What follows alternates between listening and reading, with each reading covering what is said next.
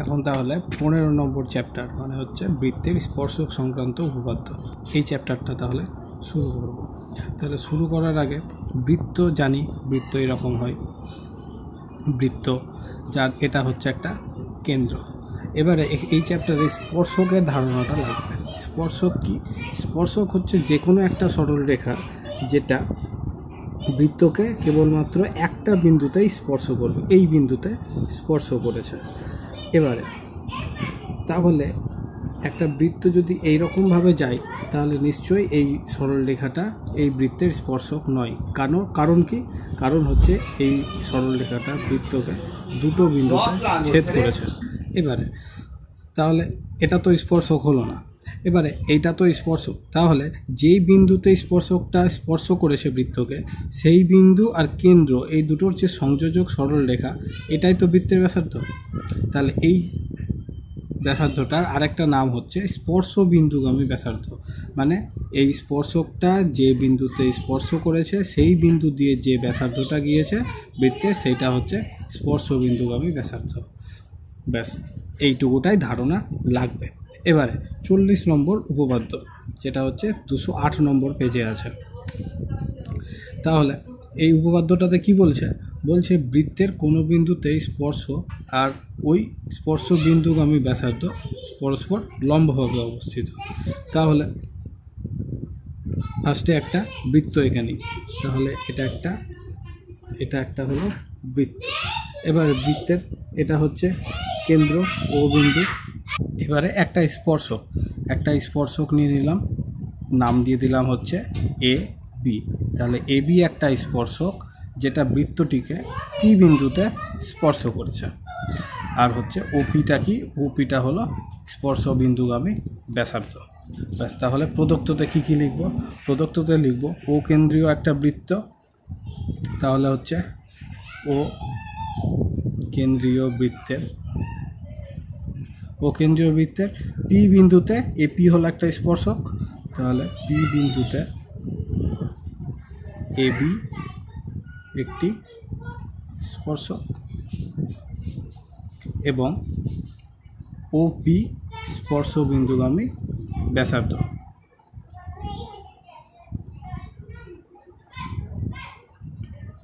ব্যাস, এটা হলো প্রদত্ত। তাহলে প্রামাণ্য বিষয় কি হবে? কি প্রমাণ করতে হচ্ছে?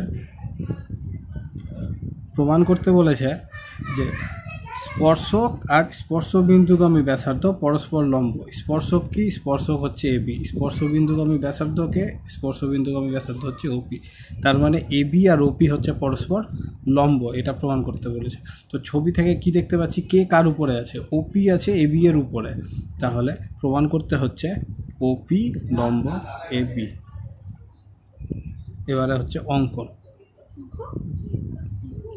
তাহলে কি অঙ্কন করব? এখানে কি করব?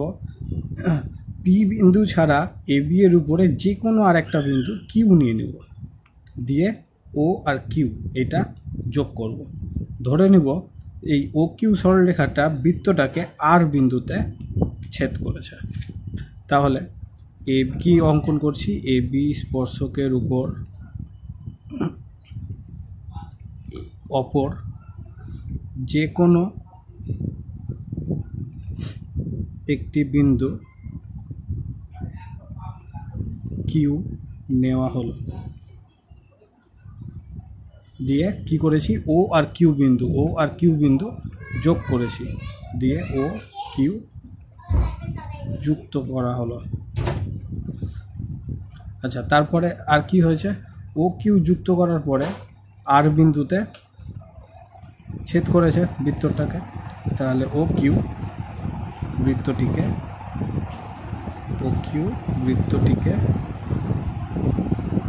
আর বিন্দুতে ছেদ করেছে।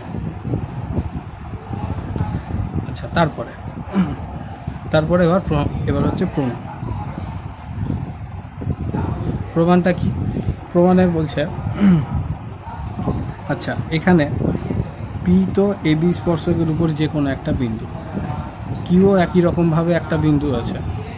তাহলে এই কিউ বিন্দুটা অন্তত বৃত্তের উপরে নাই। যেহেতু পি বিন্দুতে এবি স্পর্শক হয়ে গেছে, আর পি ছাড়া যে কোনো একটা বিন্দু নাও, যে কোনো একটা বিন্দু নিতে গেলেই সেটা বৃত্তটিকে একটা যে কোনো বিন্দুতে ছেদ করবেই করবে, যদি পি ছাড়া অন্য যে কোনো বিন্দু হয়। তাহলে এখানে ও কিউ আর ও আর এই দুটোর মধ্যে কে বড়? ও কিউ আর ও আর এর মধ্যে বড়টা কে? ও কিউ, আর ছোট হচ্ছে ও আর। তাহলে কি লিখব? তাহলে লিখব এ বি স্পর্শকের স্পর্শবিন্দু পি ছাড়া যে কোনো পি ছাড়া অন্য যে কোনো বিন্দু, পি ছাড়া অন্য যে কোনো বিন্দু বৃত্তের বাইরে অবস্থিত, বৃত্তের বাইরেই হবে। বৃত্তের বাইরে যদি অবস্থিত হয় তাহলে অবশ্যই কি হবে? ও আর ছোট হবে আর ও কিউ বড় হবে। তাহলে ও আর ছোট হবে, ও কিউ বড় হবে। এবারে আচ্ছা, ও আর আর ও পি দুটোই তো ব্যাসার্ধ, দুটোই একই বৃত্তের ব্যাসার্ধ। তাহলে যেহেতু ও পি ও ও আর একই বৃত্তের ব্যাসার্ধ,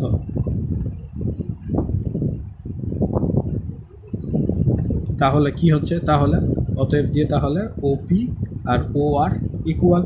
তাহলে এইখান থেকে কি পাবো? ও আর আর ও পি ইকুয়াল। তাহলে এখান থেকে পাবো O P less than O Q.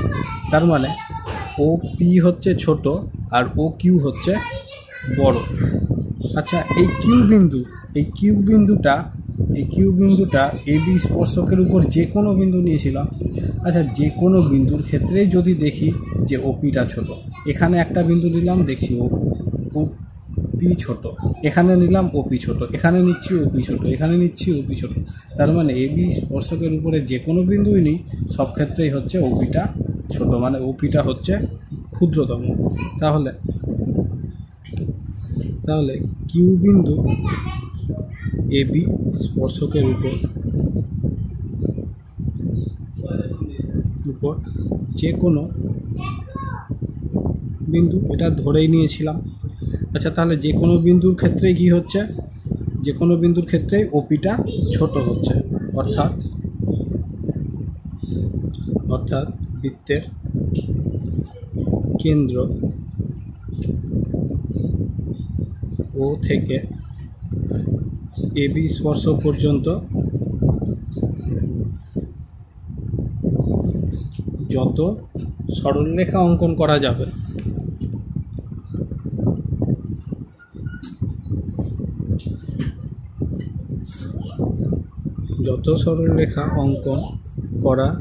যাবে, সব ক্ষেত্রে কি হচ্ছে? ওপিটা ক্ষুদ্রতম হচ্ছে। তাহলে যতগুলো অঙ্কন করা যায় সব ক্ষেত্রেই কি? প্রতি ক্ষেত্রেই ওপি ক্ষুদ্রতম হয়। আচ্ছা, আমরা কি জানি? ক্লাস 8-এ একটা উপপাদ্য পড়েছিলাম যে কোনো বিন্দু থেকে যদি একটা সরলরেখার উপরে যতগুলো সরলরেখা অঙ্কন করা যায় তার মধ্যে লম্ব দূরত্বটাই হয় ক্ষুদ্রতম। তার মানে ক্ষুদ্রতম হতে গেলে সেটা লম্ব দূরত্ব হয়। তাহলে অতএব ক্ষুদ্রতম যেটা সেটাই লম্ব দূরত্ব। তার মানে এখানে ওপিটা হচ্ছে ক্ষুদ্রতম, তাহলে ওপিটাই হয়ে গেল লম্ব দূরত্ব। তার মানে ওপিটা কার থেকে কার লম্ব দূরত্ব? ওপিটা হচ্ছে ও বিন্দু থেকে এ বি এর উপর লম্ব দূরত্ব। তার মানে ওপি আর এবি লম্ব পরস্পর, তাহলে ওপি লম্ব এ বি। ব্যাস, এটাই প্রমাণ করতে বলেছিল, তাহলে প্রমাণিত হয়ে গেল। এবারে 41 নম্বর উপপাদ্যটা, এটা আছে 211 পেজে আছে। তাহলে 41 নম্বর উপপাদ্য কি বলছে? বৃত্তের বহিস্থ কোনো বিন্দু থেকে যে দুটি স্পর্শক অঙ্কন করা যায়। তার মানে এখান থেকে একটা শর্ট কোশ্চেন পেয়ে গেছি যে একটা বৃত্তের বহিস্থ কোনো বিন্দু থেকে দুটোই স্পর্শক অঙ্কন করা যাবে, মানে দুটোই করা যাবে। তার মানে তাহলে একটা বৃত্ত আঁকি। তাহলে একটা বৃত্ত নিলাম যার কেন্দ্র হচ্ছে ও বিন্দু আর বাইরের যে কোনো একটা বিন্দু নিয়ে নিলাম পি। তাহলে এই বিন্দু থেকে বহিস্থ বিন্দু থেকে দুটো স্পর্শক অঙ্কন করা যাবে, একটা এইটা আর একটা হচ্ছে এইটা। তাহলে দুটো স্পর্শক অঙ্কন করা গেল। তাহলে নাম দিয়ে দিই, এটা হলো পি এ স্পর্শক, একটা হচ্ছে পি বি স্পর্শক। তাহলে স্পর্শ বিন্দুটা হচ্ছে এটা এ আর এটা একটা এ একটা বি বিন্দু। আচ্ছা, তারপরে কি বলেছে, তাদের স্পর্শ বিন্দু দুটির সঙ্গে বহিস্থ বিন্দুর সংযোজক সরলরেখা, মানে স্পর্শ বিন্দু এই যে এ আর স্পর্শ বিন্দু হচ্ছে বি। তাহলে বহিস্থ বিন্দুর সংযোজক সরলরেখা মানে হচ্ছে পি এ আর পি বি, এদের দুটোর দৈর্ঘ্য সমান। তার মানে পি এ আর পি বি এটা সমান প্রমাণ করতে বলেছে। আর কি বলেছে, তারা কেন্দ্রে সমান কোণ উৎপন্ন করে, মানে এই পি এ সরলরেখাটা কেন্দ্রের সাথে যে কোণ উৎপন্ন করে, মানে এই যে এই কোণটা পি এ সরলরেখা কেন্দ্রের সাথে যে কোণ উৎপন্ন করেছে। একই রকম পি বি সরলরেখা কেন্দ্রের সাথে যে কোণ উৎপন্ন করছে, মানে এই কোণটা। তার মানে পি ও এ আর পি ও বি এই দুটো সমান প্রমাণ করতে বলেছে। তাহলে প্রদত্ততে কি কি লিখব, প্রদত্ততে লিখব হচ্ছে ও কেন্দ্রীয় একটা বৃত্ত যার বহিস্থ বিন্দু পি থেকে পি এ আর পি বি দুটো স্পর্শক যথাক্রমে এ ও বি বিন্দুতে স্পর্শ করেছে। তারপরে কি করেছিলাম, ও এ আর ও বি যুক্ত করেছিলাম। তাহলে আচ্ছা লিখি, তাহলে হচ্ছে ও কেন্দ্রীয় বৃত্তের বহিস্থ বিন্দু পি থেকে পি এ ও পি বি দুটি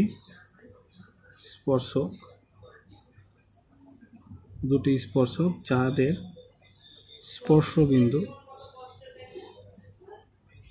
এ ও বি। তারপরে কি করেছিলাম, তারপরে ও এ আর ও বি যুক্ত করেছিলাম। তারপরে ও এ আর ও বি যুক্ত করা হলো।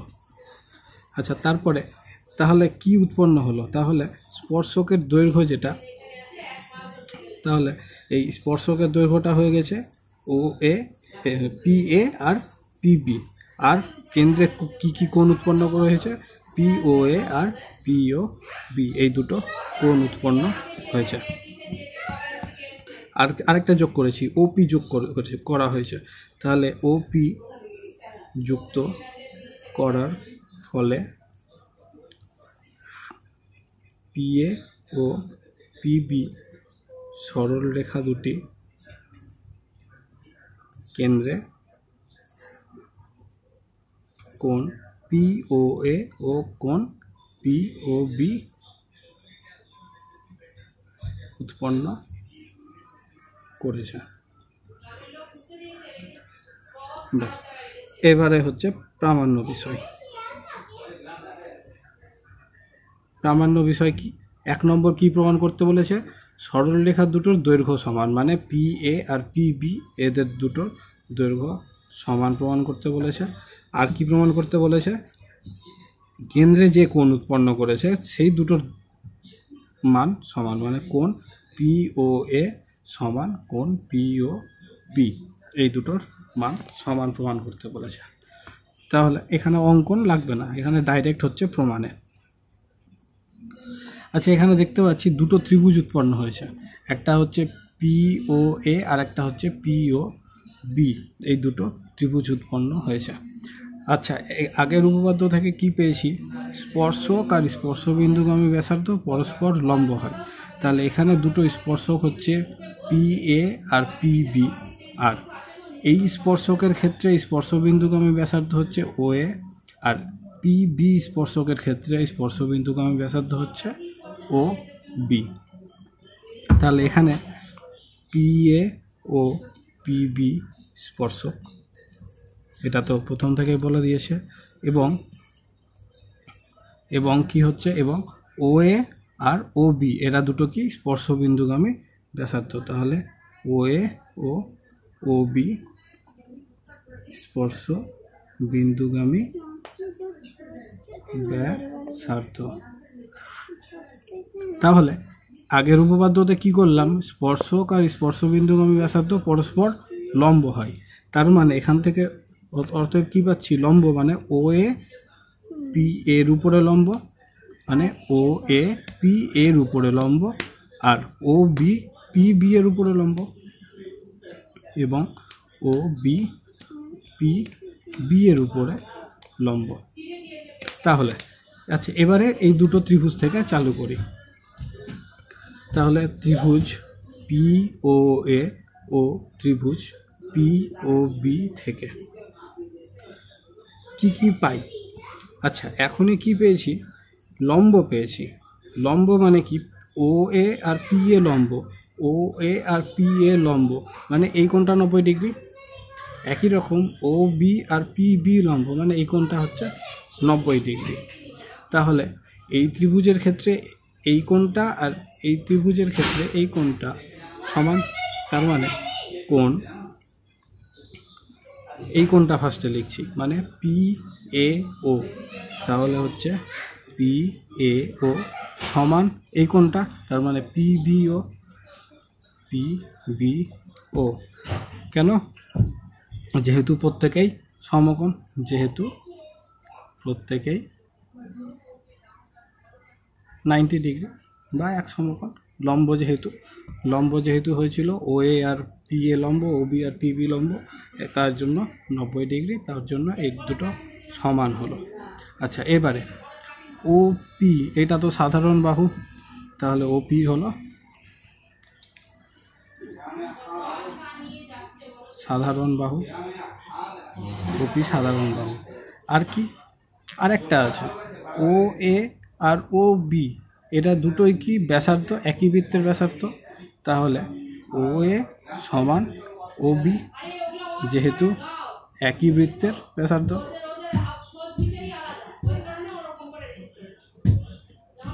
তাহলে তিনটে কন্ডিশন যেহেতু পেয়ে গেলাম, তাহলে এই দুটো ত্রিভুজ সর্বসম হয়ে যাবে। তাহলে ত্রিভুজ পি ও এ সর্বসম ত্রিভুজ পি ও বি। তাহলে এদের অনুরূপ বাহু বা অনুরূপ কোণগুলো সমান বলতে পারি। তাহলে এই দুটো ত্রিভুজের অনুরূপ বাহু কে হবে, এ পি এ এর অনুরূপ বাহু কি হবে, পি বি। আর আরেকটা কি হবে, কোণগুলো সমান হবে, অনুরূপ কোণ, মানে এই কোণের অনুরূপ কোণ কোনটা, এই কোণ। তাহলে পি এ আর পি বি সমান হয়ে গেল, যেহেতু অনুরূপ কোণ। পি এ সমান পি বি, যেহেতু সর্বসম ত্রিভুজের অনুরূপ কোণ।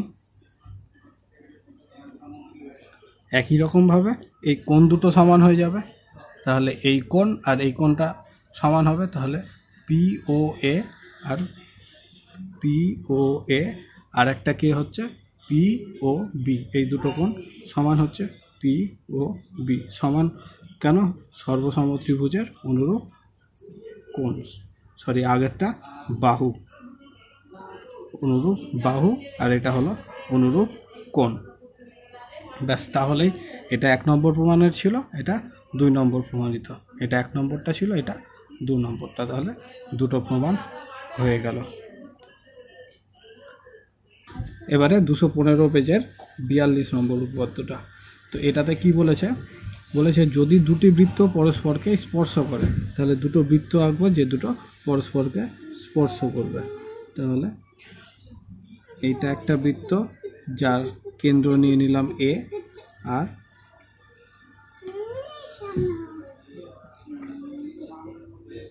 এইটা একটা বৃত্ত যার কেন্দ্র নিলাম বি।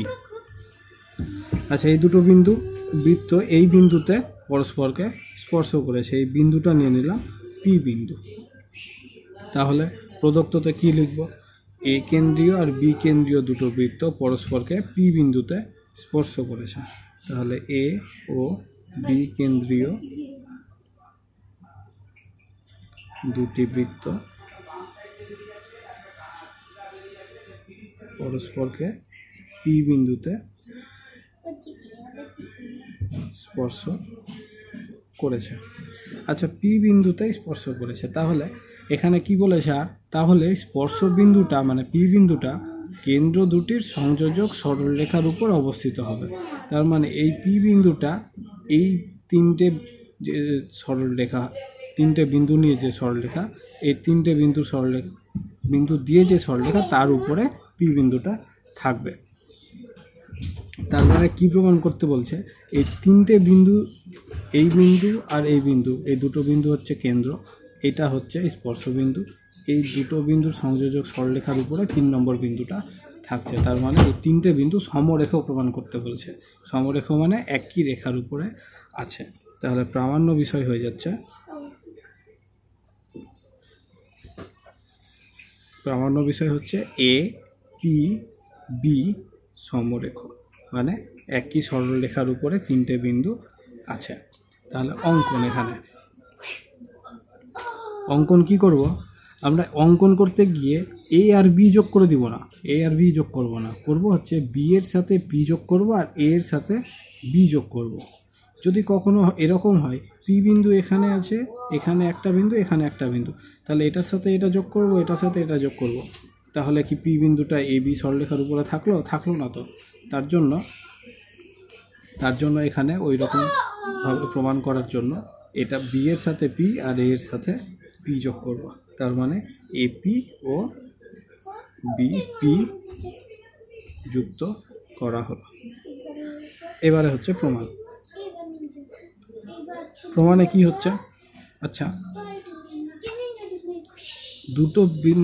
দুটো বৃত্ত পরস্পরকে একটা বিন্দুতে স্পর্শ করেছে। তার মানে এই বিন্দুতে একটা সাধারণ স্পর্শক আছে, মানে একটা স্পর্শক আছে যেটা এই বৃত্তের জন্য স্পর্শক, এই বৃত্তের জন্য স্পর্শক।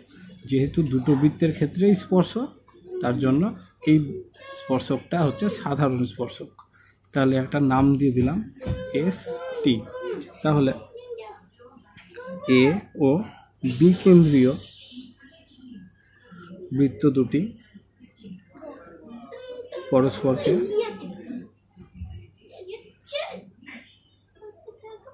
পি বিন্দুতে স্পর্শ করেছে। যেহেতু স্পর্শ করেছে তাহলে একটা সাধারণ স্পর্শক আছে। তাহলে অতএব পি বিন্দুতে বৃত্ত দুটির সাধারণ স্পর্শ রয়েছে। এই সাধারণ স্পর্শকের সংখ্যা কিন্তু একটাই হবে, দুটো কিন্তু হবে না, একটাই সবসময়। আচ্ছা, এই সাধারণ স্পর্শকের নামটা কি বলে দিলাম, এসটি। তাহলে ধরি এসটি হলো সাধারণ স্পর্শক, যা এই পি বিন্দুগামী।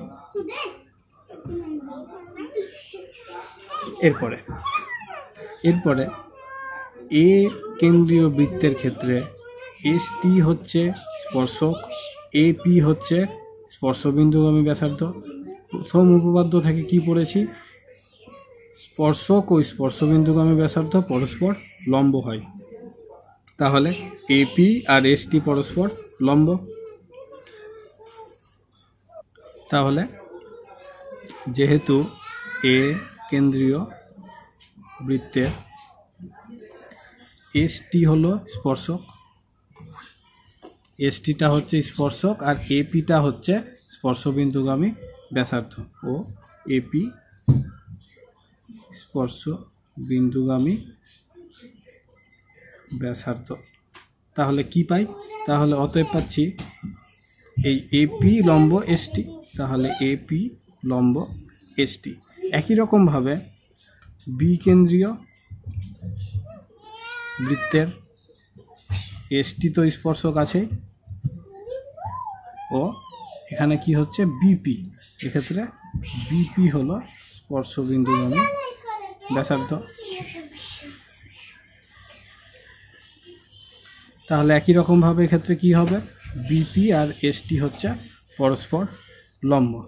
কিন্তু এক্ষেত্রে কি পেলাম, এক্ষেত্রে দেখো পেলাম এখানে একটা বিন্দু আছে পি, এখানে একটা বিন্দু পি, এই পি বিন্দুতেই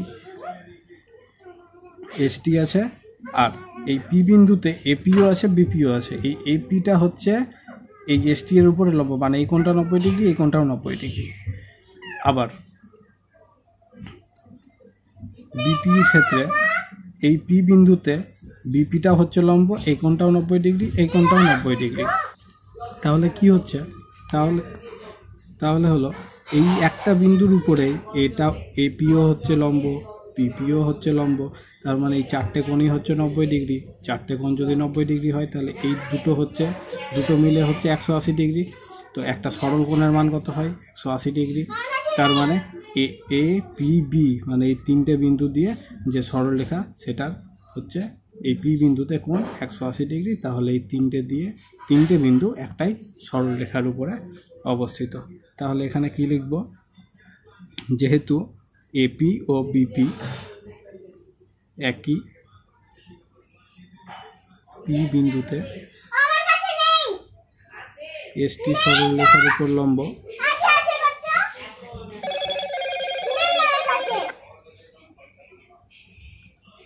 তাহলে অতএব এ পি বি সমরেখ। এই জায়গাটা আরেকবার বলে দিই। এক্ষেত্রে কি ছিল, মধ্যেখানে পি বিন্দু আছে, পি বিন্দু, এদিকে একটা বিন্দু এ, এদিকে একটা বিন্দু বি, দুটো বিন্দু আছে। এবারে এসটিটা হচ্ছে স্পর্শক, সাধারণ স্পর্শক দেওয়াই ছিল। এবারে পি বিন্দুতে এপিটা হচ্ছে লম্ব, আবার বিপিটাও হচ্ছে লম্ব। এপিটা যেহেতু লম্ব তাহলে এই কোণটা 90 ডিগ্রি, এই কোণটা 90 ডিগ্রি। আবার বিপি যেহেতু লম্ব এই একই বিন্দুতে, তাহলে এই কোণটা 90 ডিগ্রি, এই কোণটা 90 ডিগ্রি। তাহলে এই উপরের দুটো কোণ মিলে কত হলো? 90 + 90 মানে 180 ডিগ্রি। একই রকমভাবে নিচেরটাও 180 ডিগ্রি। একটা সরল কোণের মান কত হয়? 180 ডিগ্রি। মানে সরল কোণ বলতে একটা সরলরেখার উপর যে কোনো একটা বিন্দুতে কোণ, সেটাই হচ্ছে সরল কোণ। তাহলে এইটা যেহেতু 180 ডিগ্রি, তাহলে এই পি বিন্দুতে এই গোটা